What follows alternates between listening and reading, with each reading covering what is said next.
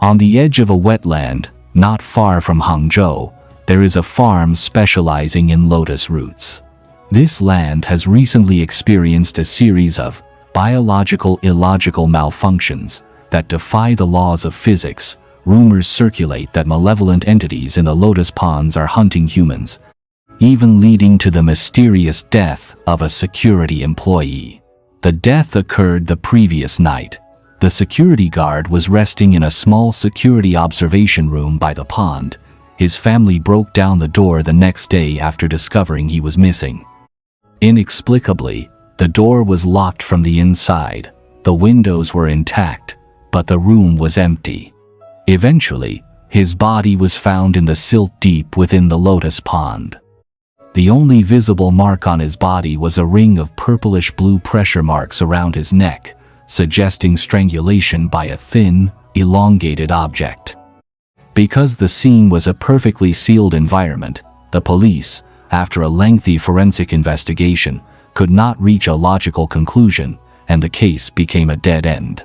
Just when the system was at its wit's end, another attack occurred in the lotus pond. A passerby, walking along the pond's edge, felt a pair of hands emerge from the silt and grab his ankle. Fortunately, the adult male possessed greater strength and managed to break free and escape. Upon returning home, he developed bruises on his ankles, identical to those on the deceased's neck.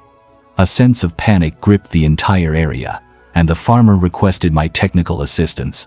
When I arrived at the scene, it was summer, and the lotus pond was covered by dense foliage, forming a vast, green shield. The entity was undetectable during the day because such non-linear entities, evil spirits, only executed their scripts at night.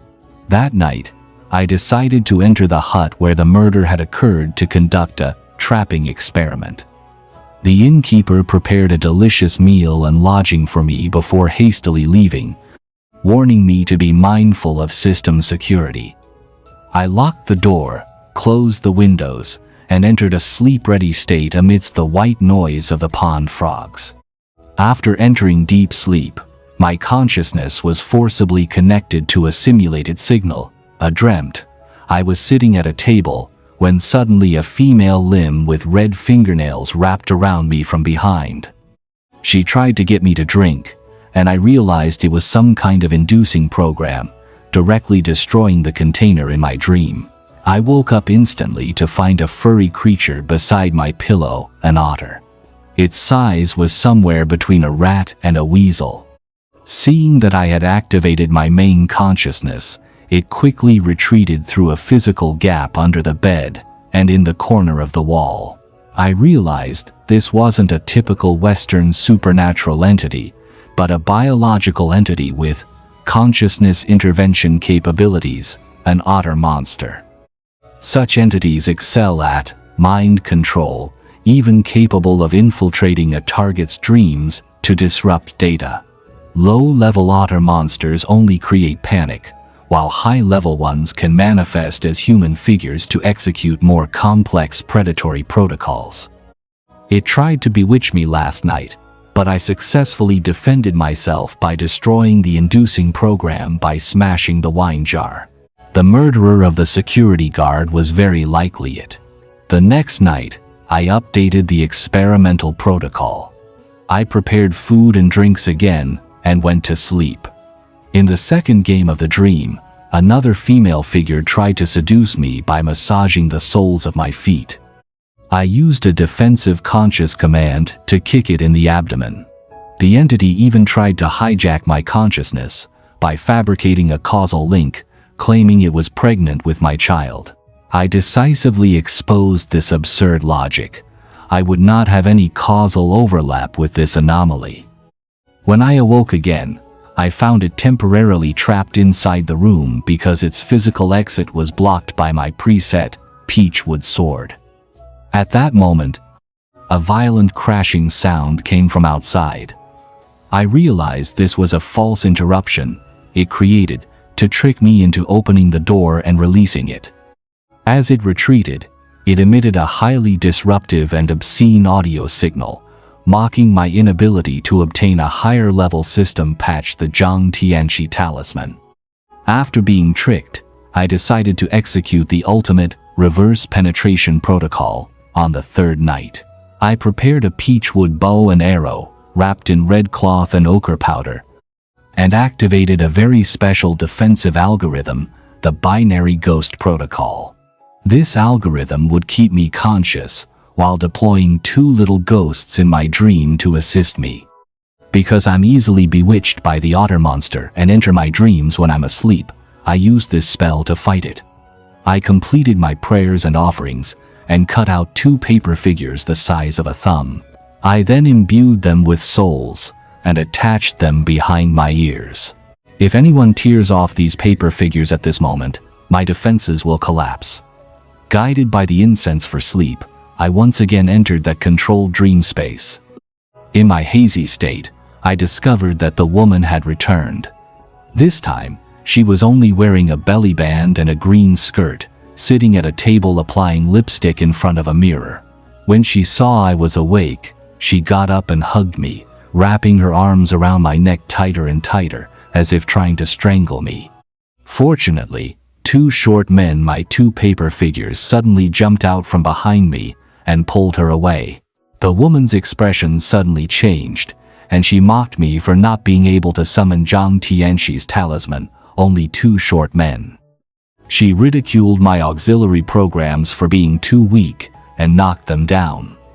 Then she raised her hand, her fingernails turning from red to purple, as if to attack me.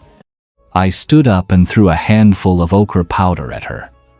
This substance has a strong logical corrective ability in dreams, weakening her.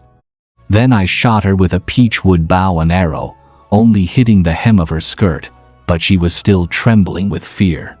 At this moment, the 2 dwarfs also stood up. I ordered them to bind the woman completely with red rope and lock her neck with a peachwood sword. She couldn't move at all and began to beg for mercy. I took back the peachwood bow and arrow, holding it up, and said, "You killed a life, and you dare to beg for mercy." She said, "I didn't kill that security guard.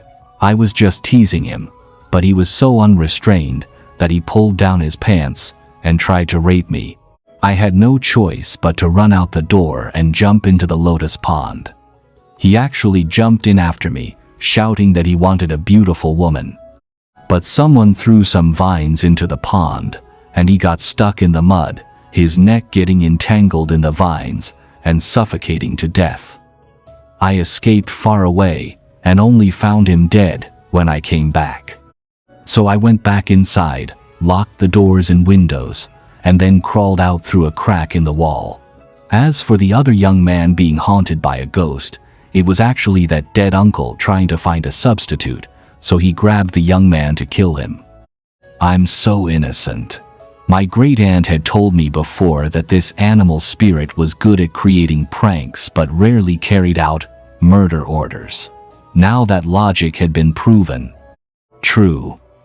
When I woke up, I found a piece of wood tied with a red rope on the ground, splattered with blood and ochre powder.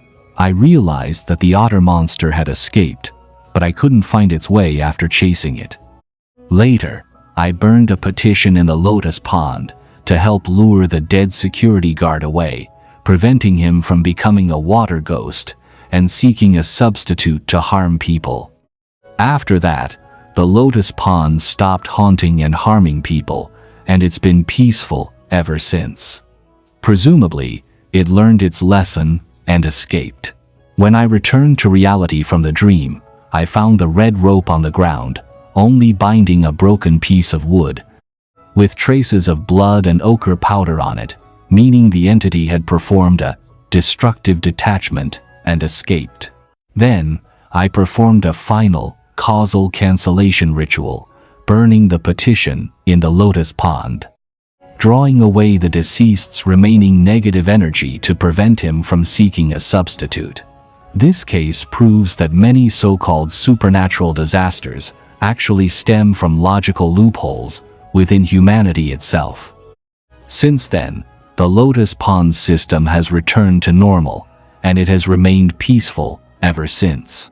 Friends, have you noticed that sometimes ghosts aren't so scary, right? Let me know in the comments.